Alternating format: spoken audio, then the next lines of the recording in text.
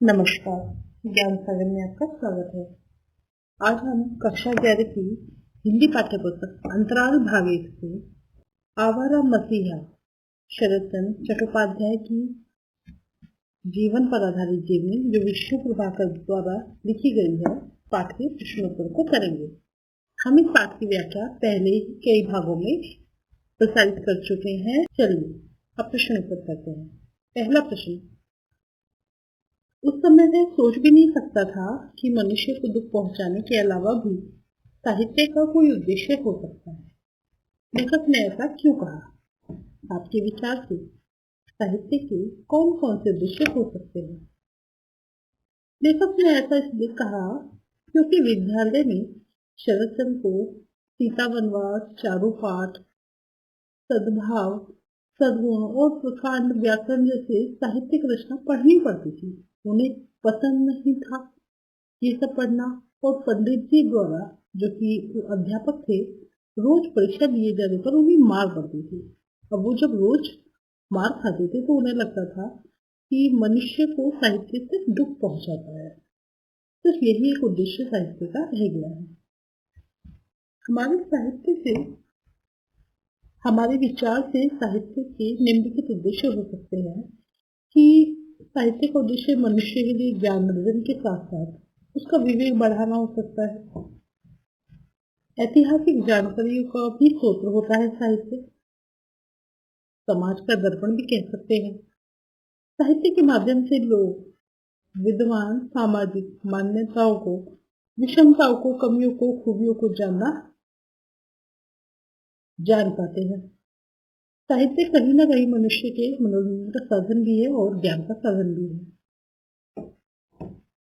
ये उद्देश्य साहित्य की हमारे विचार से हो सकते हैं। प्रश्न नंबर 2, पाठ के आधार पर बताइए कि उस समय के और वर्तमान समय के पढ़ने पढ़ाने के तौर तरीकों में क्या अंतर और समानताएं हैं। आप पढ़ने पढ़ाने के कौन से तौर तरीकों के पक्ष में है और क्यों? पाठ के अनुसार हमने देखा कि पहले किस तरह से अनुशासन को विशेष महत्व दिया जाता था। वर्तमान समय में भी अनुशासन का विशेष महत्व है, लेकिन पूर्व समय की अपेक्षा वर्तमान समय में व्यवहारिकता अधिक है। जीवन केंद्रित शिक्षा पर ज्यादा ध्यान दिया जाता है। पूर्व में बच्चों को समय समय पर परीक्षाएं दी जाती थी। आज भी शिक्षा व्यवस्था का हिस्सा है परीक्षा। इस तरह से दबाव बच्चों को पढ़ाई से दूर करता है, लेकिन पढ़ाई का भय उसके मन में भर जाता है। पूर्व में पढ़ाई को अधिक महत्व दिया जाता था, खेल कूद आदि को महत्वपूर्ण नहीं माना जाता था, लेकिन आज सर्वांगीण विकास करने पर जोर दिया जाता है और बच्चों को पढ़ाई के साथ साथ खेल कूद में भी भाग लेने के लिए प्रेरित किया जाता है। क्वेश्चन नंबर 3, पाठ में अनेक अंश बाल सुलभ चंचलताओं, शरारतों को बहुत रोचक ढंग से उजागर करते हैं। आपको कौन सा अंश अच्छा लगा और क्यों? प्रस्तुत पाठ के अनुसार वैसे तो पाठ बहुत सी बाल सुलभ चंचलताओं और शरारतों से भरा पड़ा है, लेकिन शरदचंद्र का तितली पकड़ना, तालाब में नहाना, उपवन लगाना, पशु पक्षियों को पालना, पिता के पुस्तकालय से पुस्तकें पढ़ना, पुस्तकों में दी हुई जानकारी का प्रयोग करना, यह अंश मुझे बहुत पसंद आया। शरदचंद्र जो कुछ भी सीखते थे उसे व्यवहारिक जीवन में लागू कर लेते थे। पुस्तक में जो सांप के वश में करने का मंत्र पढ़ा और उसे प्रयोग किया वह हास्यप्रद है। आज के समय में बाल सुलभ क्रियाओं में बहुत परिवर्तन आ गया है। आधुनिक बच्चे गैजेट से ज्यादा लगाव रखते हैं। घने इमारतों के बीच बच्चों को प्राकृतिक का वास्तविक वातावरण नहीं मिल पाता है। प्रश्न नंबर 4, नाना के घर किन किन बातों का निषेध था? शरद को निषिद्ध कार्यों को करना क्यों प्रिय था? तो पाठ के अनुसार हम देखते हैं कि शरदचंद्र के नाना बहुत सख्त मिजाज थे, अनुशासन प्रिय थे। उन्होंने बच्चों को बहुत सी बातें करने के लिए मना कर रखा था, जैसे पशु पक्षियों को पालना, तालाब में नहाना, बाहर जाकर खेलना, उपवन लगाना, घूमना, पतंग, लट्टू, गिल्ली डंडा, गोली आदि खेलना। लेकिन शरदचंद्र आजाद प्रवृत्ति के व्यक्ति थे। नाना की सख्ती और रोक टोक उसे बंधन लगते थे। वह बिल्कुल विद्रोही के समान तमाम बंधनों को तोड़ता था। वास्तव में जिन चीजों पर उसको नाना रोक टोक किया करते थे वो सभी आयाम उसे प्रिय लगा करते थे। प्रश्न नंबर 5, आपको शरद और उसके पिता मोतीलाल के स्वभाव में क्या समानता नजर आती है? उदाहरण देकर स्पष्ट करना है।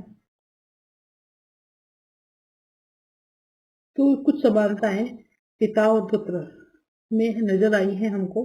जैसे शरद चंद्र और उसके पिता दोनों आजाद प्रवृत्ति के व्यक्ति थे। नाना के द्वारा लगाए गए बंधनों के बावजूद भी शरद कभी नहीं रुके। शरद और उनके पिताजी दोनों साहित्य पढ़ने और लिखने के शौकीन थे। शरद ने पिता के पुस्तकालय में रखी हुई लगभग सभी किताबें पढ़ी, उनकी अधूरी लिखी हुई किताबें भी पढ़ी और उन्हें लिखने के लिए प्रेरित भी किया। कहा कि इसका अंत मुझे बताए कि कहानी का अंत क्यों नहीं लिखा और लिखते तो क्या होता। शरद और उनके पिताजी को सब लोगों के प्रति सम्मान और आदर भाव था। उसके लिए कोई छोटा बड़ा नहीं था। शरद के लिए भी कोई छोटा बड़ा नहीं था। उनके पिताजी भी बच्चों के साथ बच्चे बन जाते थे। शरद अपने पिता के समान यायावर प्रकृति के थे, यानी उनको घूमना फिरना पसंद, एक ही स्थान पर टिकना उनके लिए संभव नहीं था।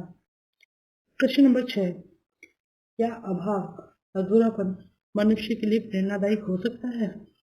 पाठ के अनुसार हम ये जान पा रहे हैं कि मनुष्य का खालीपन, अभाव, अपूर्णता मनुष्य जो इस वातावरण में देखता है, रहता है, कठिन परिश्रम करता है, जज्बे के साथ आगे बढ़ रहा है। दुनिया के अधिकांश महान और प्रेरक व्यक्तित्वों का जो जीवन यात्रा है, पढ़कर हम ये जान पाते हैं कि वो किस प्रकार अधूरीपन से लड़े, अभाव से लड़े, उन्होंने अपने जीवन को किस तरह से सफल बनाया। तो हम कह सकते हैं कि ये सब उनको प्रेरणादायक ही रहा है। अगर किसी मनुष्य के पास कोई वस्तु नहीं है, उसका अभाव है, तो उसे हासिल करने के लिए मेहनत करता है, परिश्रम करता है। प्रश्न नंबर 7, जो रुदन के विभिन्न रूपों को पहचानता है वह साधारण बालक नहीं है। बड़ा होकर वह निश्चित ही मनस्त्र के व्यापार में प्रसिद्ध होगा। अघोर बाबू के मित्र की इस टिप्पणी पर अपनी टिप्पणी कीजिए।